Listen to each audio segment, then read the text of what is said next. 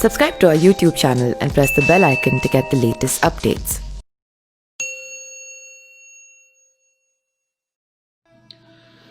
रामायण में ऐसे कई प्रसंग हैं जिनमें भगवान राम का वनवास के दौरान अपने भक्तों से मिलन होता है। ऐसा ही एक प्रसंग है भगवान श्री राम का उनके परम भक्त हनुमान व वानराज सुग्रीव से मिलन का।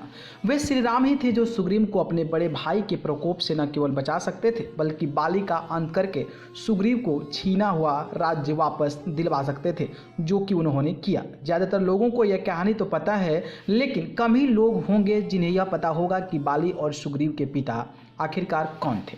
शक्तिशाली वानरराज बाली के पिता देवराज इंद्र थे तो सुग्रीव के पिता सूर्यदेव, लेकिन इन दोनों की माता एक ही थी जो पहले एक नर वानर थी। आपको जानकर आश्चर्य होगा कि धार्मिक मान्यताओं के अनुसार बाली और सुग्रीव की माता एक नर वानर थे जिनका नाम ऋक्षराज था। वे एक तालाब में स्नान करने के कारण स्त्री बन गई।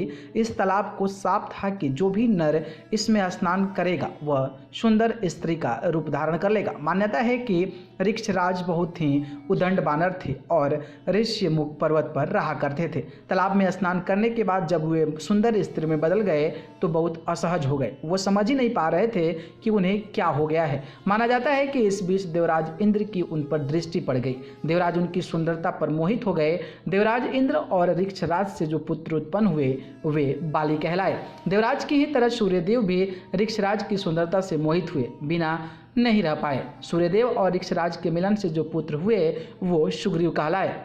अपने दोनों पुत्रों का पालन पोषण ऋक्षराज ने ऋष्यमुख पर्वत पर ही किया था।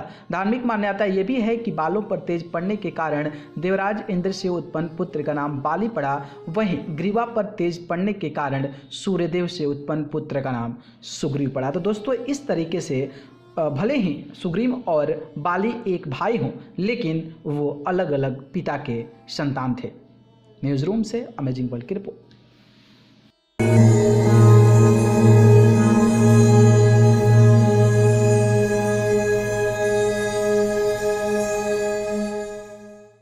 Subscribe to our YouTube channel and press the bell icon to get the latest updates.